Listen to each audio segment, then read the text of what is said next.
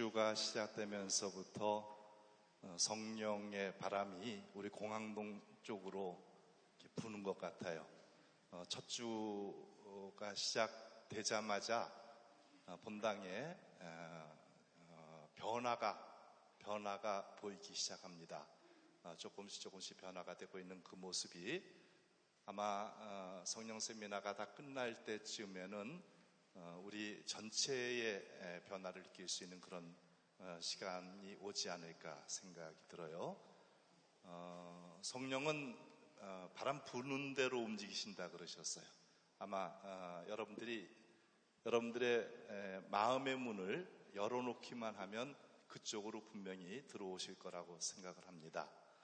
오늘 세 번째 강의를 해주실 분은 남상근 신부님, 라파엘 신부님이신데요.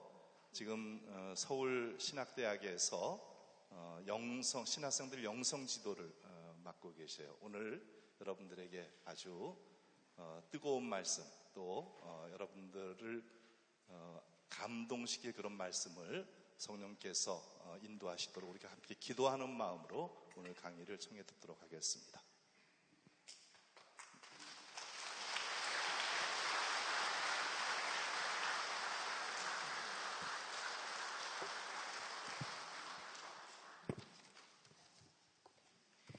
예, 찬양하시면서 이 시간 준비하셨지만 우리 함께 작은 기도 함께 바치면서 이렇게 열도록 하겠습니다. 성부와 성자와 성령의 이름으로 주님 하고 불러놓고 아무 말도 못하였네. 어느 날 성체 등만 지키고 있는 감실 앞에 앉아 내 지치고 힘들어서 주님께 말씀드리려고 주님 하고 불렀다가 제대 위 바라보니 주님 지고 가신 무거운 십자가 생각나서 차마 말씀드리지 못하였네. 너도 나처럼 지쳤구나. 너도 나처럼 힘들구나. 말없이 말씀하시는 당신이 내 마음이시여서 아무 말도 못하였네. 어느 날 마음의 상처가 너무 깊고 아픈 탓에 사람이 아니라 당신 앞에 무릎 꿇고 위로받고 싶어서 주님께 말씀드리려고 주님 하고 불렀다가 피땀으로 기도하신 겟세마니의 주님이 생각나서 차마 말씀드리지 못하였네. 너도 나처럼 아프구나. 너도 나처럼 위로받고 싶구나. 물끄러미 바라보시는 당신 눈길이 내게 다가와 아무 말도 못하였네. 매일매일 다가오는 나의 십자가 너무 무겁디 무거워.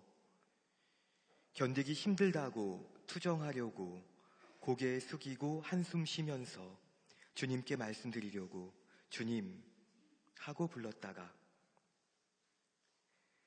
3번이나 쓰러지시며 골고타 오르신 주님 생각나서 차마 말씀드리지 못하였네. 너도 나처럼 쓰러졌구나. 오히려 내게 위로해달랐던 당신 음성이 들려와서 아무 말도 못하였네.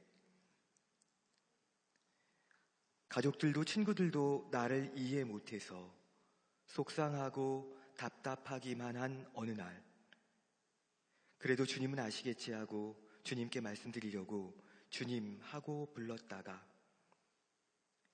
고향에서도 모욕당하시고 제자들에게마저 버림받으신 나의 주님 생각나서 차마 말씀드리지 못하였네. 나도 너하고 똑같았단다. 나도 너처럼 이해받지 못했단다. 주님께서도 속상하셨다기에, 주님께서도 버려지셨다기에 아무 말도 못하였네. 기도할 수 없던 어느 날에도 십자가 위에 달려 피 흘리며 기도하신 당신을 생각하면 아무 말도 못하겠고, 사랑이 다 식어버린 차가운 날에도 가난한 사람은 행복하다 하신 말씀이 떠올라 아무 말도 못하겠고, 쩔쩔매며 지낸 하루였어도 받아 먹어라, 받아 마셔라. 남김없이 내어주신 당신의 몸과 피가 어른거려 아무 말도 못하는 나는,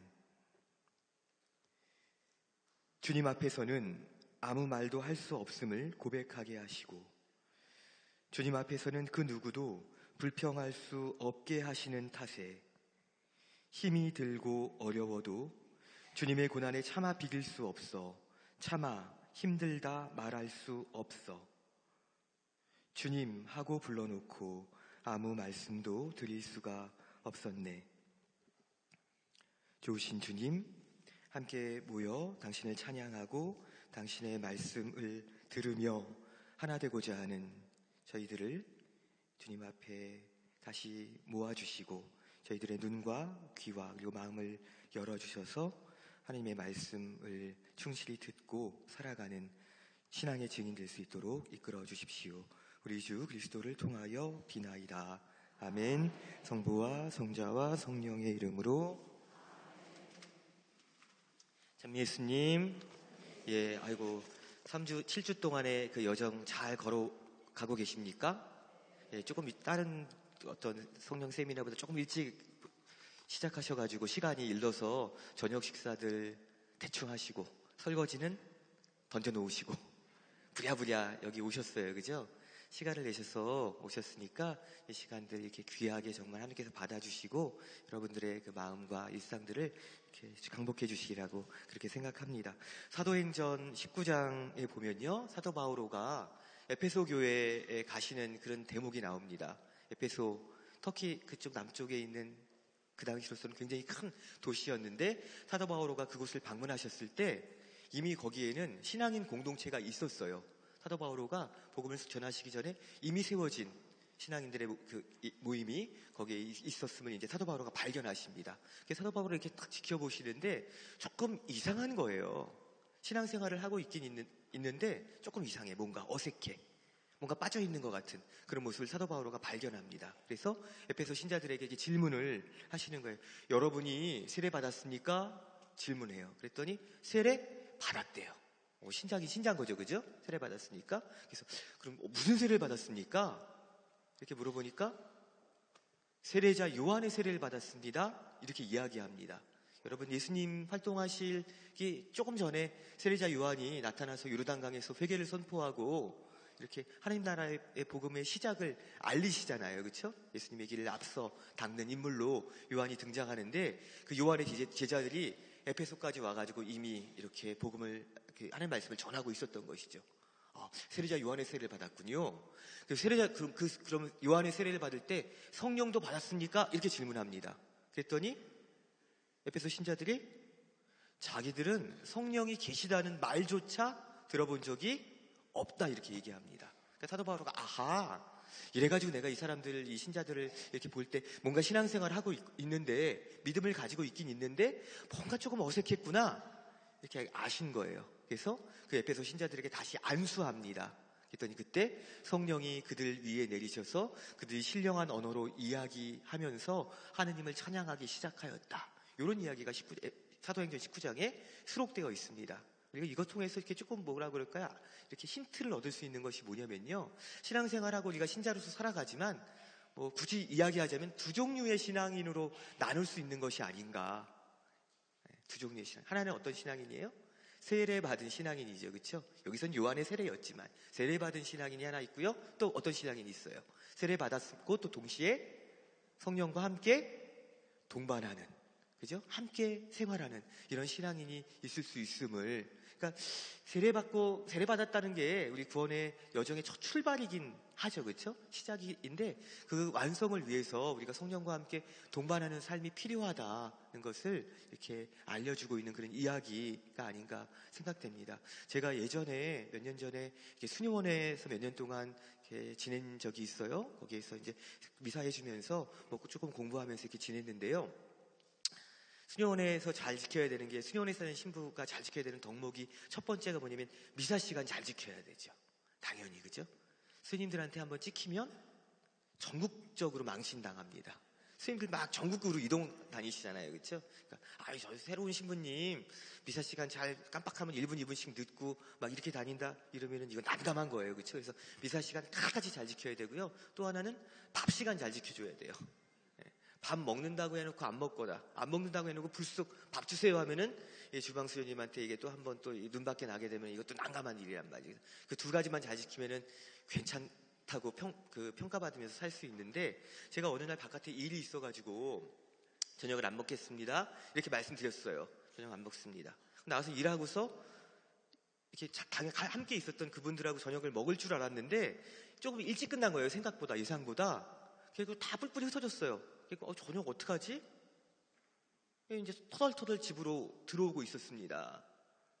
근데 거기 들어가는 명동, 그때 살 텐데요. 명동 올라가는 길에 저녁 시간은 가까워지고 해는 져서 뉘엿뉘엿 약간 허기도진 상태였는데 쭉 올라가는데 저녁 시간 되면은 거기에 무슨 뭡니까? 뭐 무슨 어묵 파는 아저씨도 나오고 요새는 보니까 킹크랩 파는 사람들도 나오고 별별 그 먹거리들이 쭉 거기 펼쳐지잖아요. 그죠? 길에 올라가는데 그날따라 겨울이었어요. 그때가 약간 추운 쌀쌀한 풀빵, 붕어빵, 붕어빵 이 굽는 냄새가 확 저한테 들어오는 거예요.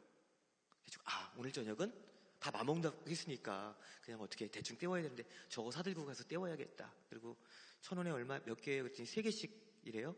2,000원 어찌 주세요? 그랬더니 덤으로 1개 더 주셔갖고 7개를 받았어요. 그리고 식지 말라고 가슴에다가 품고서 막 그냥 걸음을 재촉해갖고 올라가서 방에 가서 우유 한 잔 따라 놓고 탁 하나를 먹었습니다. 붕어빵 하나. 진짜 여러 해 만에 먹어본 붕어빵이었거든요. 맛있더라고요, 보니까. 붕어빵에는 붕어가 없습니다. 단팥이 들어있죠, 그렇죠? 앙꼬가 들어있어요. 이게 이게 반죽이하고 이게 잘 어울려져서 되게 맛있더라고요. 2개째 붕어빵을 탁 먹는데 악불싸. 2개째 붕어빵에는요 단팥이 안 들어있는 거예요.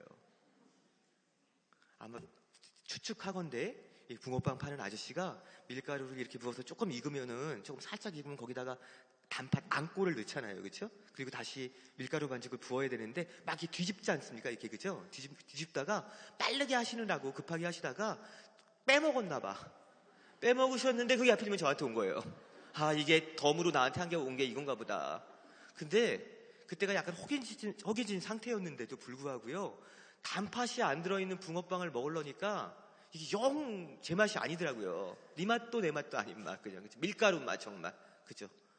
제가 들어있어야 되는 것이 제대로 들어있지 않으면은 이럴 수 있겠구나. 약간 그런 생각이 들었어요. 그렇죠? 하나님께서 우리를 보실 때, 우리 에페소 교회의 신자들의 모습을 사도 바울가 보았을 때 신앙생활하는데 뭔가 이상해. 그렇죠? 여기에 모셔져 있어야 되는, 함께 동반해야 되는 성령께서 계시지 않으니까 좀 그렇구나라고 느꼈듯이, 혹시 우리들을 하나님께서 보실 때 우리 안에 채워져 있어야 되는, 하나님 성령께서 잘 채워져 있지 않은 상태일 때 안고 없는 붕어빵 같은 그런 신자로 혹시 살아가고 있지는 않은지, 혹시, 그죠? 걱정스러운 마음에서 그렇습니다. 채워져 있는 게, 잘 채워져 있는 게 얼마나 너무너무 중요하단 말이죠, 그렇죠? 아우구스티노 성인이 말씀하시기를 인간에게는 하느님만이 채우실 수 있는 절대적인 공간이 있습니다. 이렇게 말씀하셨어요. 하느님만이 채우실 수 있는 그런, 우리 하느님 닮은 존재로 지어졌기 때문에 하느님만이 채우실 수 있는 그런 절대적인 공간들이 우리 안에 있대요.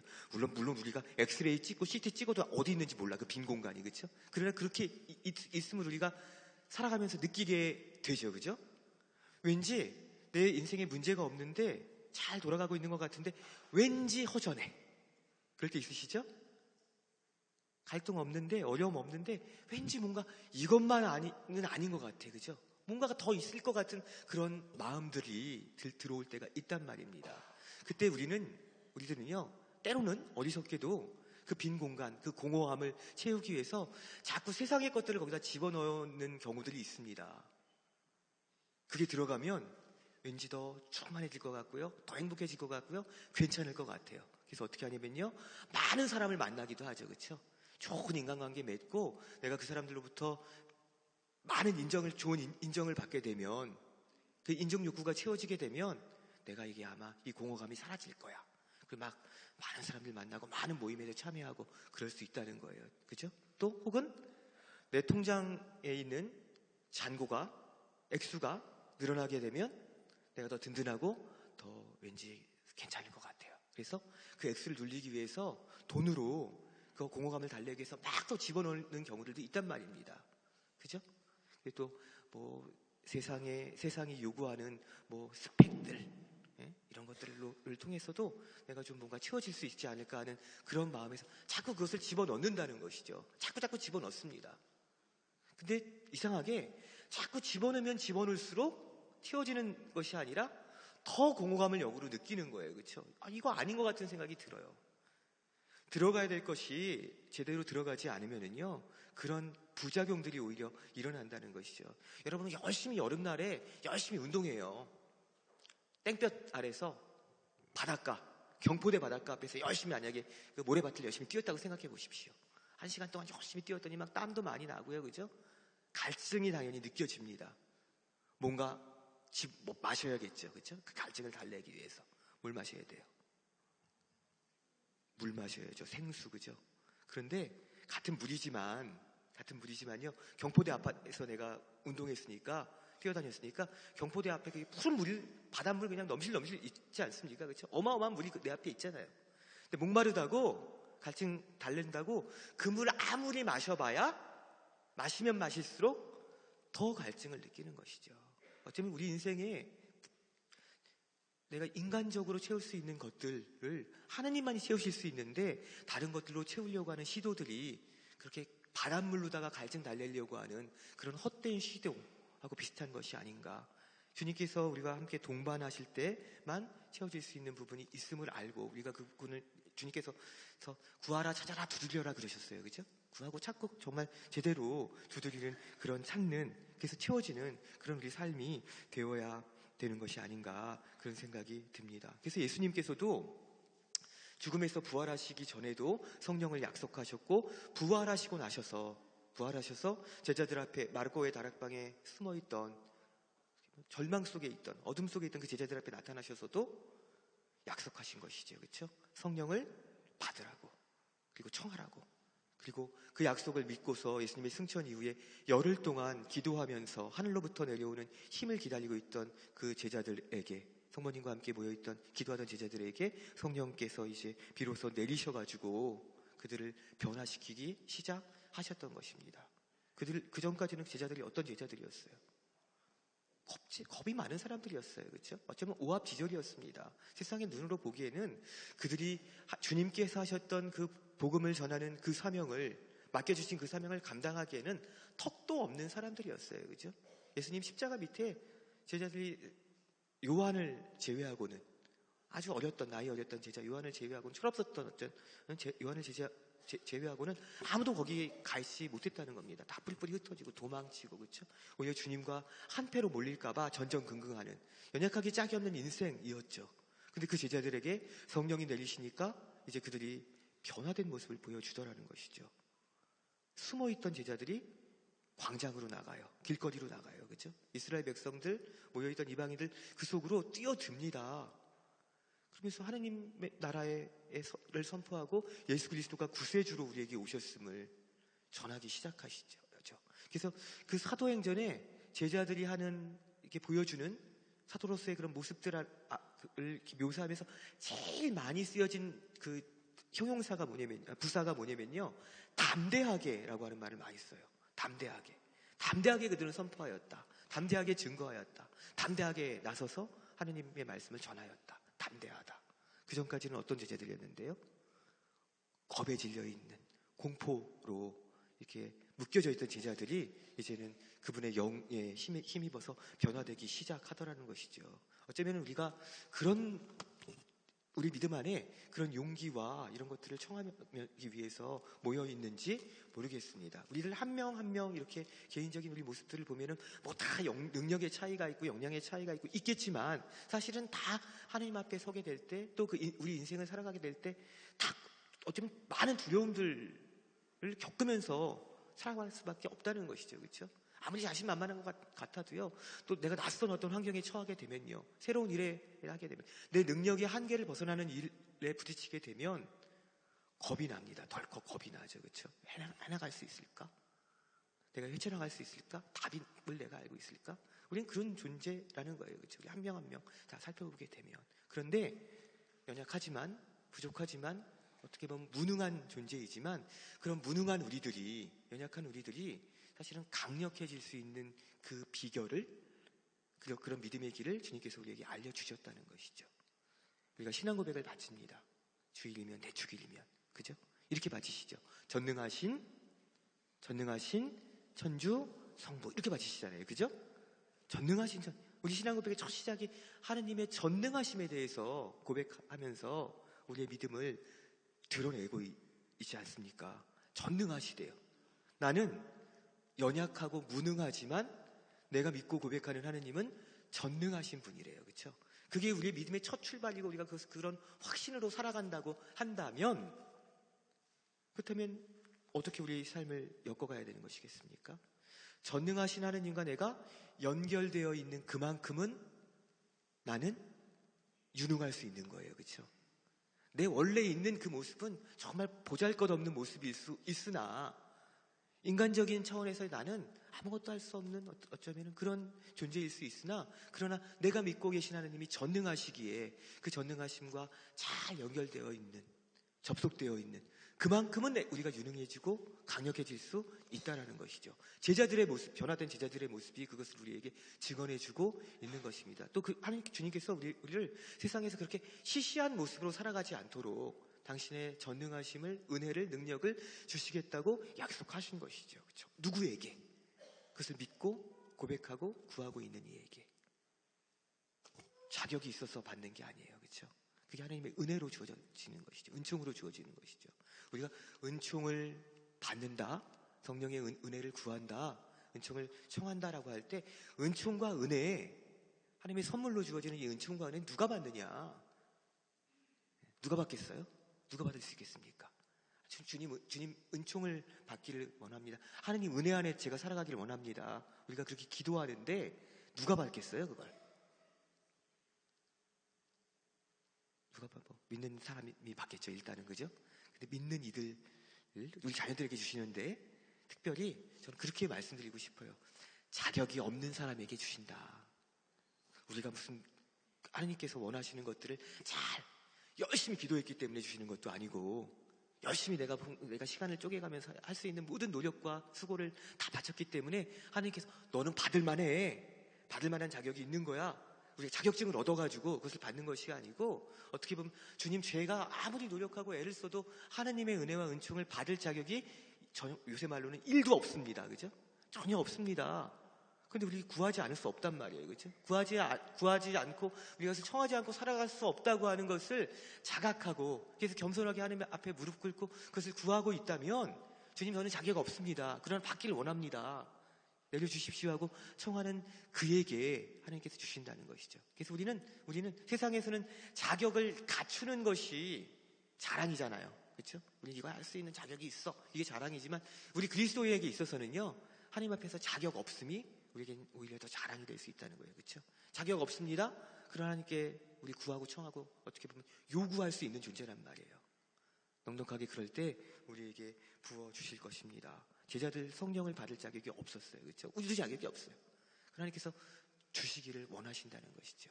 당신의 아들도 내어주셨고 당신의 영도 주셔서 이 세상을 살아가는 우리들에게 든든한 버팀목이 되어주기를 그렇게 하나님께서 원하고 계시다고 하는 그런 사실입니다. 그래서 여러분들이 그렇게 구하는 간절한 마음으로 여기에 모여 계신 것이 이렇게 아닌가 이렇게 싶습니다. 예. 우리가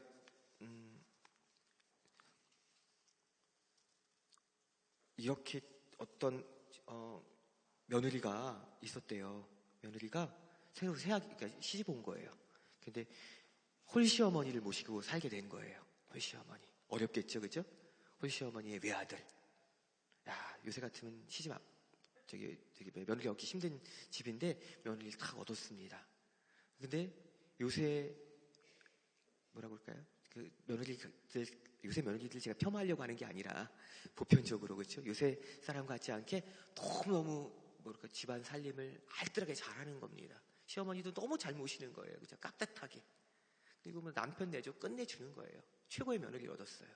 그리고 이 시어머니가 내가 이 말년에 혼자 된 몸으로 아들 하나 키우면서 고생고생했는데 말년에 며느리 얻어가지고 이게 무슨 복인가. 할머니의 그 매일매일의 삶은 너무너무 행복하고 기쁘고 웃음이 떠날 날이 며느리 얻은 다음부터는 없었어요. 근데 어느 날 보니까 며느리가 저녁 설거지 다 마치고 나서 금방 나올 줄 알았더니 거기서 안 나오고 있는 거를 이 할머니가 발견하신 거예요. 그러니까 우리 애가 뭐 하고 있나 이렇게 보니까 부엌에서 뭐 혼자서 손 모으고 뭐 모으고 중얼중얼 뭐 하고 있더래요. 너 뭐 하니? 그랬더니 며느리가 어머니 저 기도하고 있었어요. 그러는 거야. 그러니까 어려워가지고 천주교 신자였는데 이 며느리가 시어머니에게 말씀 못 드린 거예요. 자기 천주교 신자라는 거를 말씀 못 드리고 그냥 혼자서 저녁이면은 가정을 위한 기도 바치고 뭐 이러면 묵주기도 하고 혼자서 그러고 있었던 거죠. 어머니가 보니까 약간 섭섭하셨대요. 야, 내가 너를 얼마나 내 딸처럼 사랑하고 거짓말인가요? 시어머니가 며느리 딸처럼 사랑한다는 거. 근데 진짜 내가 사랑하고 더 얻어서 너무너무 행복한데 네가 믿는 하느님이면 야 나도 믿고 싶다고. 왜 이렇게 혼자서 숨어서 기도하고 있었냐고. 어떻게 해야지 너하고 똑같이 하느님 믿을 수 있냐고. 며느리 입장에서는 이제 뭐예요? 해결된 거죠, 문제가. 그죠? 야, 그래가지고 공항동 성당 예비자 교리반에 어머니를 이제 모셔다가 예비자 등록시키고, 그렇죠?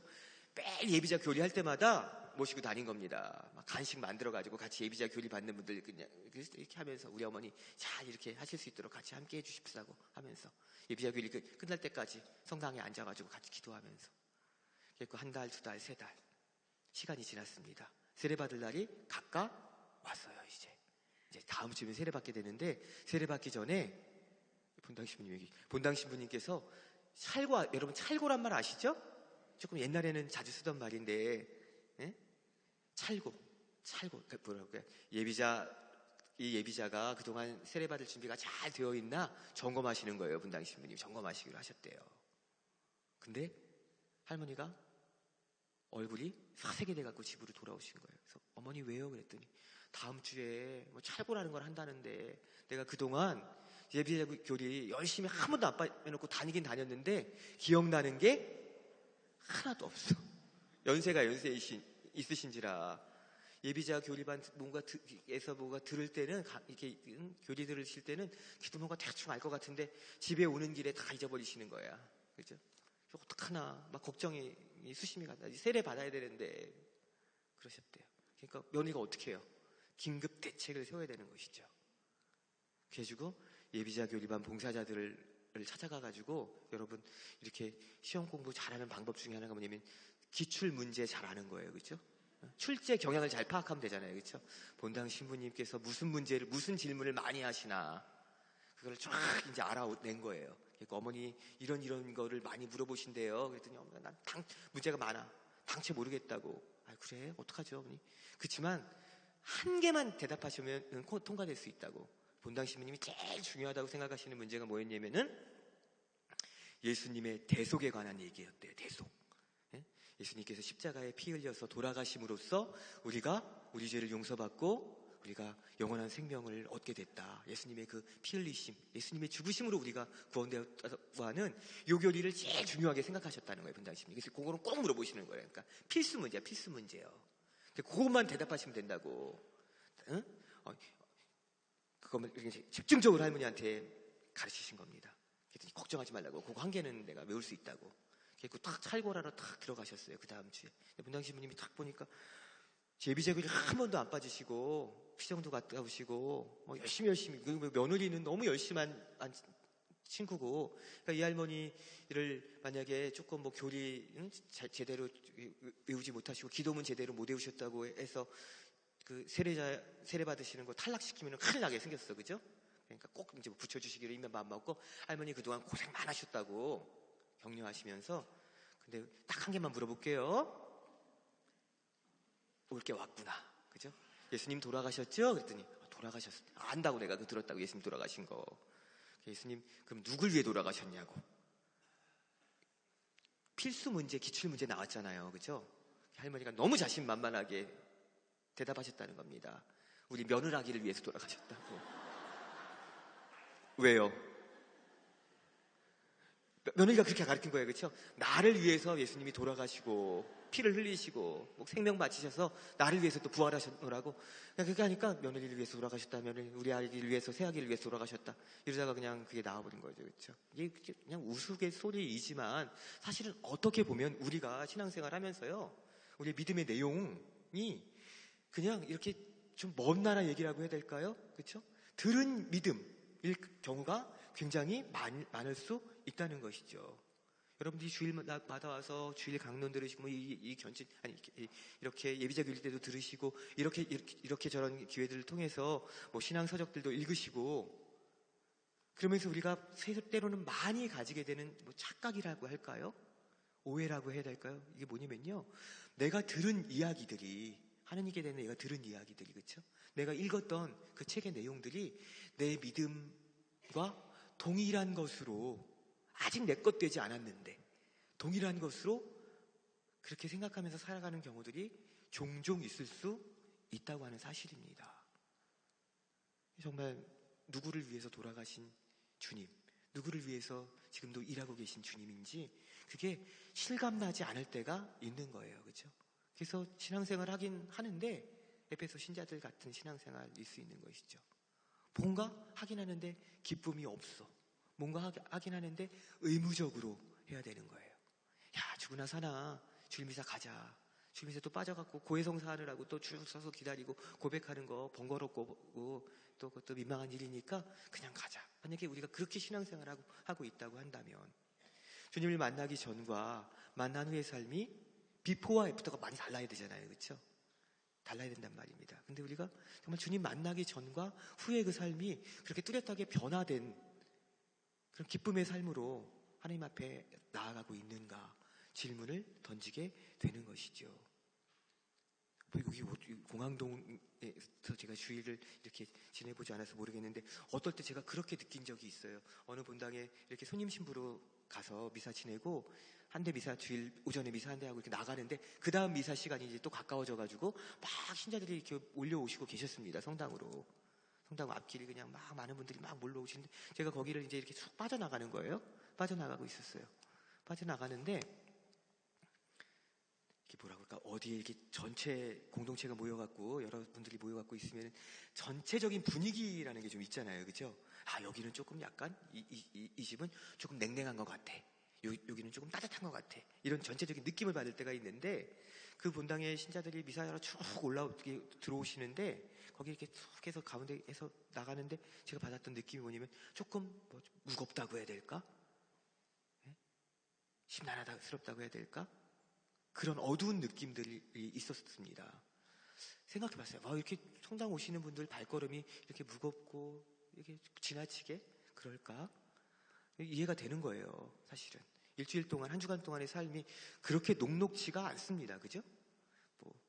그 미사 오는 신자분들 중에는요, 직장에서 김 과장님한테 막 일 못한다고 구박받아서 막 의기소침한, 그죠? 어떤 신입사원도 있을 것이고, 집안에 어떤 분란이 있어가지고 어떻게 해결이 안 돼가지고 답답해하는 어떤 사람도 있을 것이고, 시험 공부하느라고 했는데 제대로 시험 못 치러가지고 막 실망하고 있는 어떤 학생도 있을 것이고, 한 주간의 그런 어렵고 고단한 삶을 우리가 살고 다시 오는 것이죠, 하나님 앞에. 그죠? 그 삶을 봉헌하기 위해서 옵니다. 그 무거운 마음으로 우리가 올 수 있단 말이에요, 주일에. 하나님 앞에 모일 수 있는 것이죠. 그런데 그래도 하나님의 말씀을 듣고 성체 모시고 하나님께 찬양 드리고 기도하고 돌아갈 때 어떨까? 돌아가는 모습도 또 언니가 보니까 비슷한 걸 아다는 걸 느꼈어요, 제가. 비슷하다. 올 때는 그럴 수 있어, 그죠? 근데 가실 때의 모습도 여전히, 야, 또 내일부터 월요일 시작되는데 어떻게 살아가나?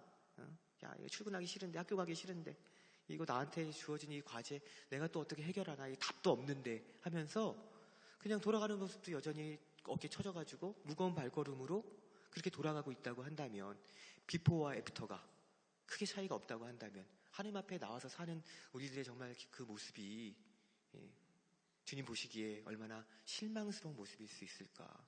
그래서 변화를, 주님 앞에 내가 우리가 이게 주일날 이게 쭉 앞으로 나오시잖아요, 그죠? 나오셔서 봉헌하러 나오시죠? 또 성체로도 모시러 나오시잖아요. 적어도 2번은 나오실 거야, 그죠? 나오실 때 이 제대 앞에 우리 마음으로라도 그렇게 생각하시면 좋겠어요. 그래서 내가 내 일상 안에서 내가 겪고 있는 해결하지 못한 갈등들, 어려움들, 아픔들, 주님이 알고 계시는 그 어려움들, 이것들 여기다 좀 이렇게 내적으로, 영적으로 좀 내려놓고 가자. 잘 내려놓고 가면 돌아가실 때 홀가분하게 가실 수 있잖아요, 그렇죠? 주님께 우리가 의탁한다라는 말을 하는데 정말 과연 잘 의탁하고 있는 사람들인가? 우리 하느님께 의탁한다는 것은 맡기는 것 아니겠습니까? 맡긴 사람은 이제 책임이 없는 거예요, 그렇죠? 맡은 분이 책임이 있으신 거죠, 그렇죠? 우리 하느님이 나의 대책이심을 내가 신뢰하고 있다면 잘 내려놓고 가시면 올 때의 무거운 발걸음이 홀가분한 발걸음으로 바뀌어서 변화돼서 갈 수 있지 않을까. 근데 이렇게 앞으로 나오셔서 봉헌 행렬하시면서 봉헌금 얼마 낼까 그런 고민을 하실지 모르겠어요, 그죠? 오늘은 이번 주는 얼마 낼까? 지난 한 주간 동안 내가 감사할 일이 얼마니까? 하느님께서 내가 봉헌함에, 봉헌 바구니에 얼마를 내는지, 액수에 많고 적음에 관심 있으실까요? 우리 하느님께서? 너 얼마 내는지 내가 눈 부릅뜨고 지켜볼 거야. 그러실까요? 아니잖아요, 그죠? 적어도 내가 믿고 있는 하나님은 그거 관심 없으실 거예요. 내가 얼마 내는지. 본당 신부님은 관심 있으실지 몰라. 여기 책임이 있으시니까, 유지하실 책임이 있으시니까, 그죠? 근데 우리 하나님은 없으실 거란 말이에요, 그죠? 그러나 관심 있으실 거예요, 하나님께서는, 그죠? 너 마음속에 있는 네 삶 속에서 네가 다 해결하지 못한 그 무거운 짐들을, 불편한 멍에들을 잘 내려놓고 가라고. 그래서 예수님이 말씀하시지 않았습니까? 나의 멍에는 어떻대요? 편하고 당신의 짐은 어떻대요? 가볍대요. 내 마음이 온유하고 겸손하니 나에게서 와서 배워라, 그렇죠? 그래서 편한 멍에와 가벼운 짐을 지어주기를 원하신다는 것입니다. 그리스도인으로 살아가는 게 아무것도 안 해야 되는 것은 아니잖아요, 그렇죠? 우리가 때로는 기도하고 희생하고 교회 안에서 봉사하는 삶도 살아가고 이렇게 뭔가 멍에와 짐이 아주 없다고는 할 수 없습니다. 뭔가 있어요, 그죠? 그렇지 않습니까? 주일 미사 의무 지키시고요. 때때로 우리 기도하고요, 그렇죠? 뭐 판공성사도 보셔야 되고 이게 어떤 의미로 보면은 멍에와 짐일 수 있죠. 아무것도 안 하는 것은 아니니까 내 시간이지만 내 시간을 우리가 내 마음대로 쓰지 않잖아요, 그렇죠? 그것에 덜어가고 하나님께 드리는 삶을 연습하면서 살아갑니다. 멍에와 짐이지, 어떤 의미로는. 그런데 그 멍에와 짐은 어떤 멍에와 어떤 짐이래요? 가볍고 편한 멍에와 짐이다. 예수님 말씀하셨잖아요. 다른 의미로는 뭐냐? 세상이 우리에게 지어주는 멍에와 짐은 어떻대요? 불편하고 무거운 것이죠, 그렇죠? 거추장스럽고 무거운, 나를 짓누르는 그런 멍에와 짐이래요. 근데 세상이 우리에게 짐 지워주는 그 짐과 그 무거운 짐과 그 불편한 멍에를 내가 하나님께 내어 맡기고 의탁하고 내려놓고 예수님이 우리에게 지어주시기 원하시는 조금 더 가벼운 홀가분한 멍에와 그 짐을 지게 될 때 세상이 그것과 그 멍에와 그 짐은 주님께서 치워주시고 맡아주시겠다고 우리에게 약속하고 계신 것입니다. 그 약속을 믿고 가는 사람이라면 어떻게 기쁨을 상실하면서 살아갈 수 있겠는가? 기쁨으로 우리 반응하고 기쁨으로 우리 믿음 생활이 채워지는 거, 성령께 순종하는 하나의 삶의 표지가 되겠다고 생각합니다. 제가 예전에 어린이 미사 지낼 때, 부자 신부로 살아갈 때 어린이 미사가 참 어려워요, 그죠? 어른들 성인 지내는 미사보다 에너지가 한 2배, 3배 막 드는 것 같아요. 애들 잠시도 가만히 안 있으니까, 그죠? 어린이 미사 이렇게 할 때 늘 마음 신경 쓰이고 이러는데요. 그 대신 어린이 미사의 장점도 있어요. 뭐냐면요, 우리 천주교 신자들은 천주교 신자들의 특성이 뭐냐면 뭐 이렇게 미사하다가 강론이나 뭐 이렇게 뭐 말씀드리다가 질문을 이렇게 던지잖아요.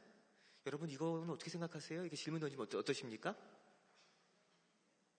다 얼굴 색이 변하셔, 그렇죠? 대답 안 하셔. 알아도 대답 안 하고 모르면 또 모르니까 당연히 대답 안 하시고 이러셔, 그렇죠? 별로 반응이 없어요, 그렇죠? 비교적 어린이 미사 때들은요, 어린이들은요, 천주교 물이 좀 덜 들은 것 같아.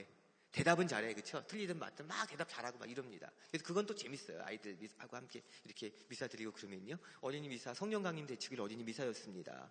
제가 뭐라고 애들 이렇게 좀 눈높이에 맞춰가지고 성령께 대해서 이렇게 좀 교리적인 설명과 이런 거 좀 해야겠다고 좀 준비를 했어요. 나름대로. 준비했습니다.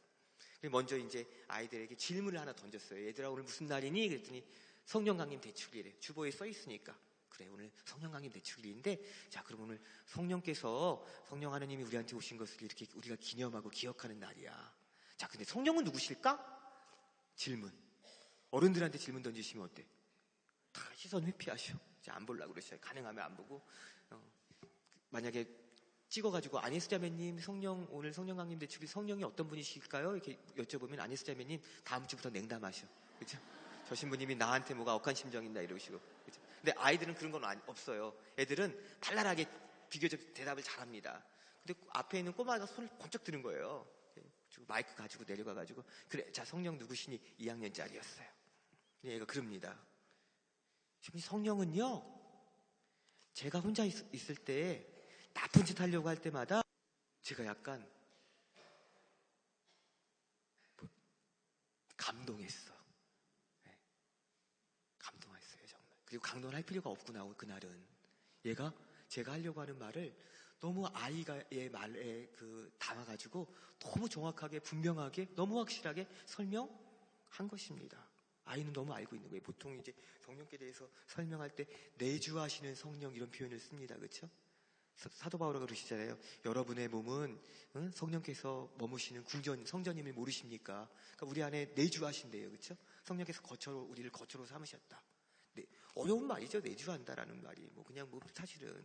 근데 이 아이는 너무 잘 알고 있는 거예요. 그리고 또 성령께서 우리 안에 오셔서 하시는 어떤 역할, 구원의 역할이 뭐냐면 성화하시는 분이시란 말이에요. 그렇죠? 거룩하게 우리 삶을 세상에서 거룩하게 만들어서 하느님 닮은 존재로 살아가도록 만드시는 그 성화의 역할을, 그 능력을 성령께서 발휘하시잖아요. 근데 이 아이는 그렇게 어려운 말로 내주한다, 성화시킨다 이런 어려운 말 말고요.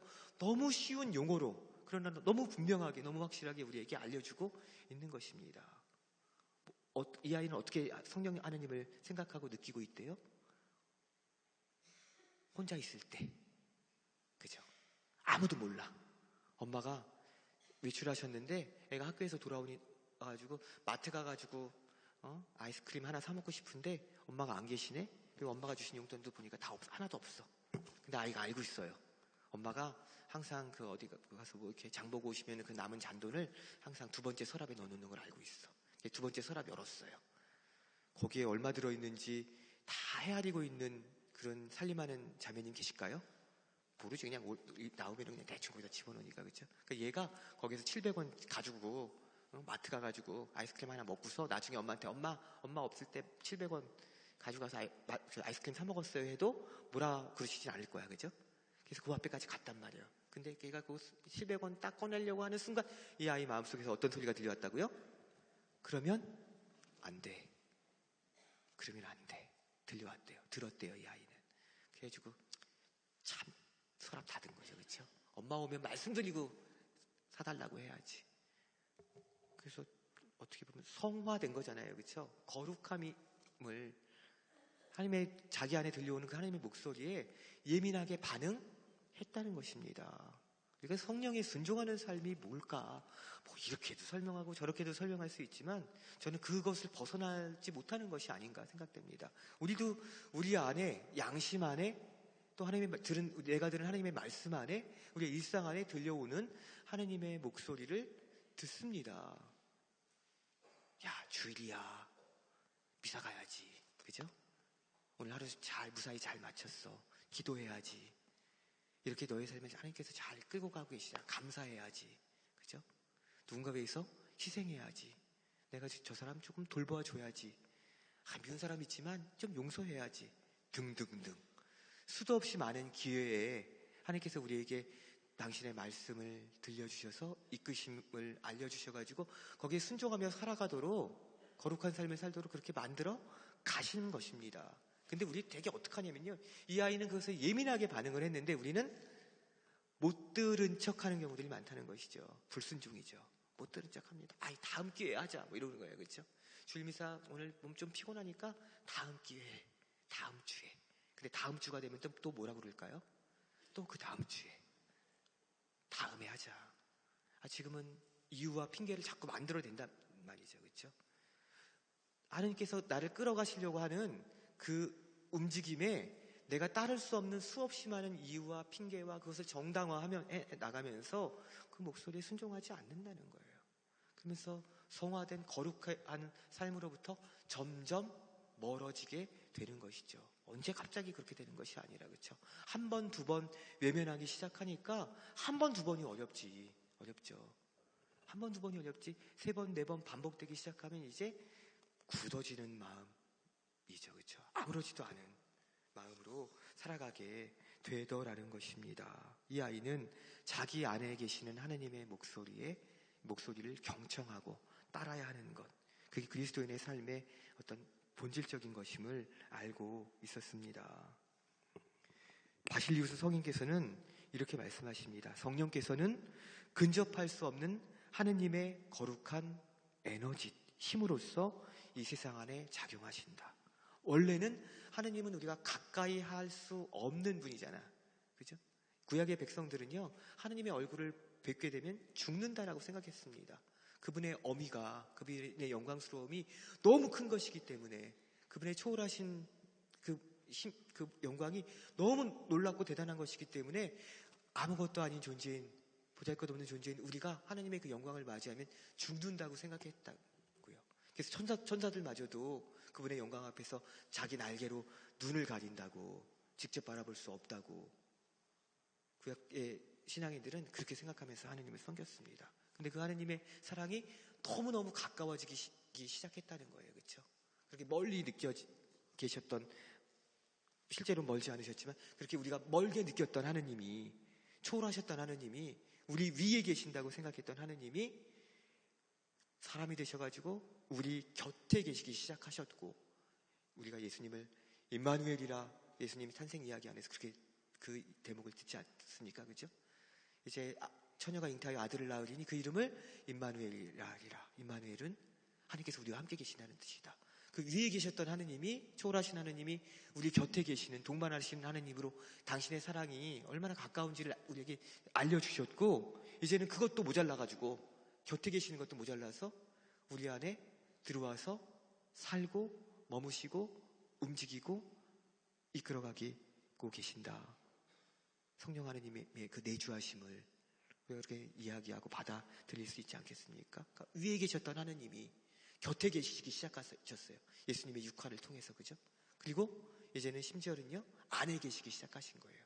그러니까 하느님하고 주님과 뭐 헤어질래 헤어질 수가 없게 그렇게 만들어 가신 것이죠. 오랫동안 냉담하신 분들, 뭐 장기 냉담자들이 계시잖아요. 그렇죠?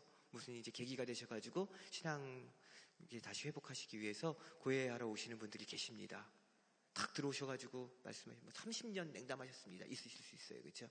그래서 저 되게 길게 냉담하신 분들이 제일 처음에 죄 고백을 하는 내용들이 뭐냐면요, 하느님을 너무 오래 떠나 있었습니다. 이런 말씀 많이 하시더라고요. 하느님을 너무 오래 떠나 있었대요. 30년 동안, 20년 동안 하느님 오래 떠나 있었다. 그게 제일 큰 죄라고 이해가 돼요. 그렇죠? 그렇지. 성당에 이렇게 발 끊고 멀리 그냥 자기 중심으로 오랫동안 또 살아오셨구나. 그런데 그게 죄의 고백이라고 하는 어떤 측면에서는 맞는 말씀이지만, 옳은 고백이지만, 한편으로는 그렇게 딱 맞는 말은 아니라는 생각이 들 때가 있어요. 그거는 우리의 생각인 거죠. 그렇죠? 하나님을 떠날 수 있다. 떠나 있었다. 그건 그냥 고백하는 그분의 생각이고 그분의 죄의 내용이지, 사실은 하느님 입장에서 보자면 떠날 수가 있는가? 헤어질 수가 없는 거예요. 그렇죠? 500번 성가 500번을 보면요, 성취성가인데요, 성가 500번에 2절이 그런 내용이 있습니다. 우리 맺은 사랑 인연 영영 풀지 못하리라. 우리 하느님과 우리가 맺은 사랑의 인연이 있대요. 그렇죠? 사랑의 약속이 있대요. 그 약속은 어떻대요? 우리는 때로는 하나님을 멀리하기도 하고 그분을 잊고 살기도 하고 모른 척하기도 하고 할 수 있지만 하느님 입장에서는 그게 가능하지 않다는 것이죠. 그렇죠? 하나님의 사랑은 그래서 어떻게 보면 일방적인 사랑입니다. 그 사랑의 가치를 우리가 알아듣는 거, 이게 우리 어떤 신앙생활의 새로운 시작이 아닌가. 가치를 잘 알아들어야 되는 것이죠. 그렇죠? 내가 뭘 받고 있는가, 무엇을 받고 있는가. 가치를, 가장 귀한 선물을 받았는데 그 귀한 선물의 가치를 모른다고 한다면 그것은 참 불행한 일이라고 생각이 듭니다. 제가 어렸을 적에 저희가 아들이 저희 집에 이제 형제가 셋인데 제가 막내 셋인데 아버지께서 이렇게 가끔 야 오늘 외식하러 가자 이러실 때가 있었어요. 그죠? 근데 예나 지금이나 아이들에게 최고의 외식 메뉴는 뭘까요? 여기도 짜장면이신가요? 굉장히 추억의 음식 아직도, 그죠? 아직도 뭔가 그리움이 담겨져 있는 음식이에요. 맛도 있지만 어릴 적에는 아버지가 손잡고 동네 중국집 일품향 데려가셔서 짜장면 한 그릇 시켜주시면은 그렇게 행복한 날이야, 그날이. 그죠? 데리고 가셨어요. 어느 날 셋을 탁 데리고 오늘도 야 일품향 가자. 그래서 막 신나갖고 막 갔단 말이에요. 그날도 검고 기름진 그 음식 짜장면을 먹을 수 있으려는 기대를 품고 딱 갔습니다. 근데 아버지께서 그날 굉장히 좋은 일이 있으셨던 것 같아요. 바깥에서요. 그래서 뭘 시켜주셨냐면요, 탕수육을 시켜주신 거예요. 근데 제가 그때 굉장히 어릴 때였는데 탕수육 맛을 몰랐어. 아직 별로 먹어본 적도 없었던 것 같기도 해요. 그러니까 갑자기 나중에 말씀하시더라고요. 그때 막 제가 땡깡을 피웠다는 거예요. 왜? 일품양 가면 뭐 먹어야 돼요? 짜장면 먹어야 되는데 뭔가 누리끼리 한번 음식이 큰 접시에 담아서 나왔는데 내가 안 먹어본 거고 맛도 잘 모르는 건데 너무 막 하면서 왜 짜장면 안 시켜주냐고 그랬다는 겁니다. 그리고 섭섭하셨다. 그때 서운하셨다고. 더 좋은 걸 주고 싶었는데 너한테 우리 자식들 아들들한테 더 좋은 걸 주고 싶으셨는데 그걸 몰라주는, 애비 마음을 몰라주는. 예? 그래서 그게 섭섭하셨는지 그걸 나중에 언젠가 한번 이렇게 언뜻 지나가는 말씀으로 해주신 적이 있어요. 그게 기억이 저에게 납니다. 여기 하나님께서 누구를 선물로 주셨다고요? 당신의 외아들을 선물로 주셨대요. 그죠? 하나님께서 세상을 이렇게 사랑하신 나머지 당신 아들을 우리에게 내어 주셨습니다. 요한복음 3장 16절. 그죠? 또 뭘 주시기를 원하신대요? 구하고 청하고 두드려라고 말씀하시면서 너희가 사람들이 악하더라도 아비가 자녀들에게 좋은 것을 줄 줄 알거든 하늘에 계신 아버지께서야 너희에게 청하는 너희들에게 성령을 얼마나 더 잘 주시겠느냐. 성령도 선물로 우리에게 주셨대요. 그렇죠? 그러니까 최고의 꽃을 우리가 받은 사람들이란 말입니다. 하나님의 아들을 선물로 받고, 그죠? 하나님의 그러니까 이거는 짜장면에 탕수육에 비길 게 아니죠. 그렇죠? 사천식 그냥 풀코스를 하나님께서 우리를 위해서 대접하시고 준비하셔서 마련하셔가지고 최고의 것을 선물로 주신 것입니다. 더 이상 바랄 수 없는, 비길 수 없는 그 선물을, 우리에게 구원과 영원한 생명을, 그죠? 선물로 당신 아들과 성령을 내려주셔가지고 주셨단 말이에요. 너희 혼자 아니야. 이제 예수님께서 우리 곁에 계셔서 머무시면서 함께 동반하실 것이고 당신 아들이, 당신의 영이 우리 안에 계셔가지고 이제 풀 수 없는 그 사랑의 인연으로 너를 끌고 완성해 나갈 거야. 이걸 받았단 말이에요. 근데 안타까운 건 뭐예요? 이 선물의 가치가 뭔지를 모를 때 짜장면만 바라는, 어쩌면, 그죠? 그런 인생을, 그런 믿음을, 그런 정도의 믿음을 우리가 살아가는 것이 아닌가. 당신 아들을 주신 분은요, 모든 것을 우리에게 주실 수 있는 분이십니다. 그래서 예수님께서 복음에서 이렇게 말씀하셨죠. 너희는 먼저 하느님의 나라와 그분의 의로우심을 구하여라. 너희는 먼저 하느님의 나라와 그분의 의로우심을 구하여라. 그러면 나머지는 어떻게 해주신대요? 곁들여 받게 될 것이다. 나머지는 곁들여 받게 될 거래요. 누가? 하느님의 나라와 그분의 의로우심. 구원과 생명. 이것을 먼저 찾는 사람에게는, 그것을 먼저 차지한 사람에게는 그 나머지는 곁들여 받게 되는 그런 은혜를 우리에게 주신다는 것입니다. 그러니까 우선순위가 중요하다는 것이죠. 그렇죠?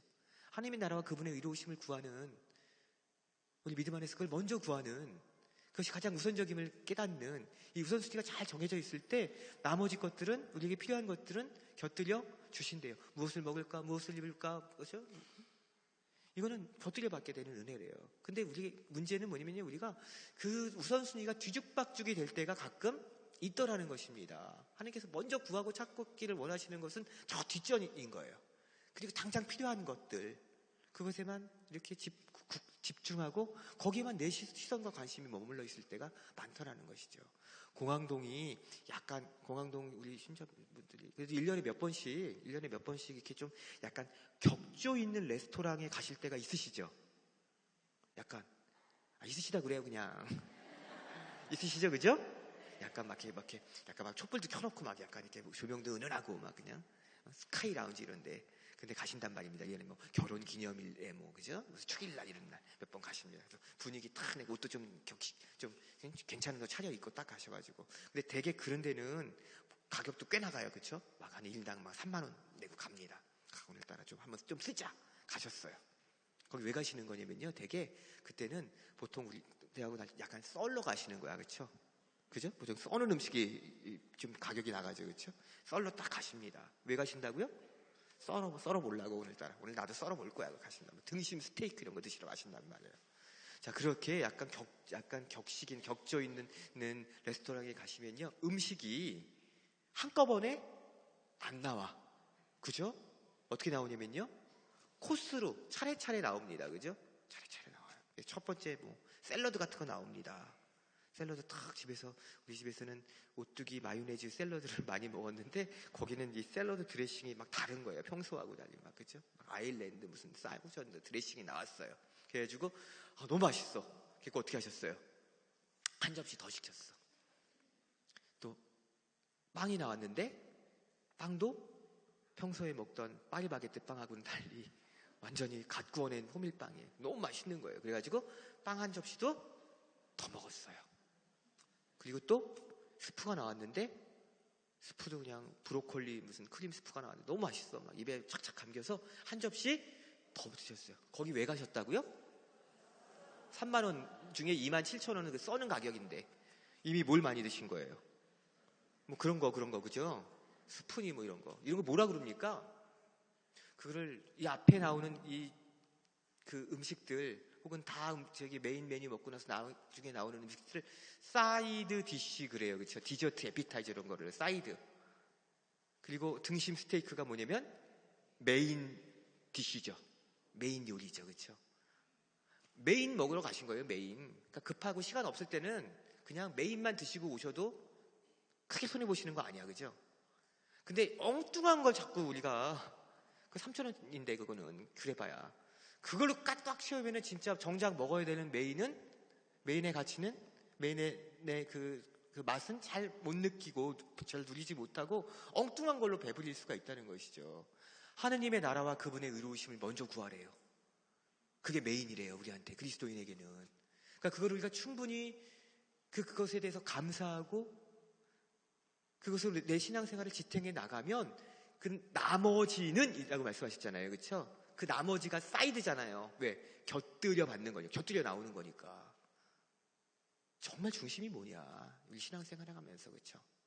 하느님 그분의 사랑, 그분의 약속, 그분께서 우리에게 이끌어 가시는 그 체험들, 이것들이 우리 신앙생활의 메인이 되기를 그렇게 원하고 청합니다. 그죠? 그리고 뭐 필요한 나머지 것들은 아버지께서 알아서, 그죠? 곁들여서 주실 것을 믿으면서 우리가 걸어갈 때 우리 매일매일의 삶이 훨씬 더 든든하고 또 평화롭고 그리고 기쁨에 가득 찬 그런 삶이 되지 않을까. 구해야 될 것과 청해야 될 것들의 우선순위 잘 정하면서 걸어나가시는 그런 여러분들 되시기를 바랍니다.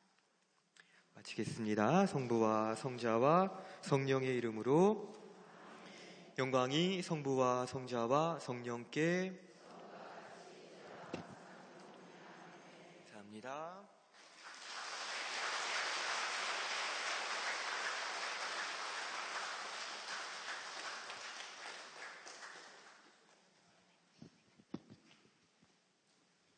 네, 우리 신부님께 다시 한번 큰 박수 드리시겠습니다.